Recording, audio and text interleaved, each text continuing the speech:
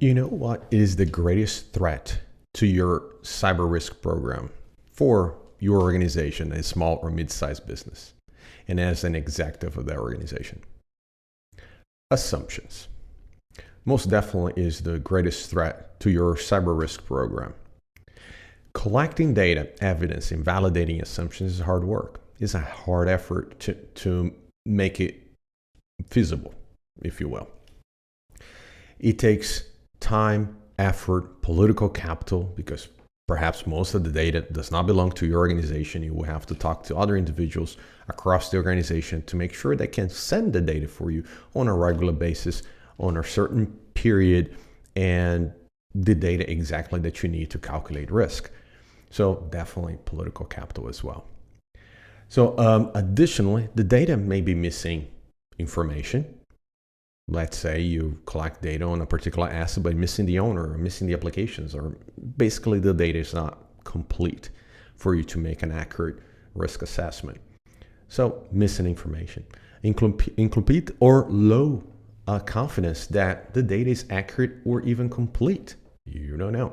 So the lack of this brings the false sense that it cannot be done.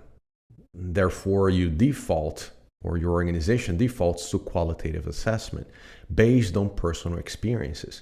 However, as we saw in a previous video, that and the research done by Budescu, that interpretation of narrative or basically values such as very likely, least likely, there's a huge range of interpretation. And I believe that one day he ran the test, the program, the very likely interpretation of it was anywhere between 43% to 99%. And the interpretation of very likely. And the interpretation of least likely was as low as 8% and as high as 66%. Now imagine the interpretation of your teams from a qualitative perspective, the risk your organization may have, without having the data sets basically to validate, put a check against your own assumptions. Could be vastly erroneous, if you will, could be vastly different between one point to the other. And here you be making assumptions that your organization is protected, and the other teams are making assumptions that based on yours, that the risk is low, high, or medium, what have you. So assumptions over assumptions, bottom line is put your cybersecurity risk program at risk and your organization in general at risk. So imagine making decisions while not understanding the state of your systems or patch management data or vulnerability data, or if your system is complying and hardened according to minimum security baselines. All of that is variables on a calculation of risk, overall risk.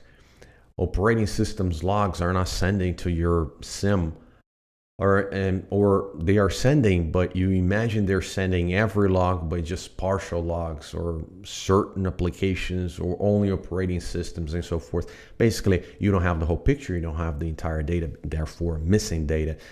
And it is hard to gather all this. It's hard to put time and effort up front to make sure all of this is in place to make a quantitative risk analysis and risk decision making in your organization, and basically later on the foundation of creating expected values for any particular risk that realizes in your organization.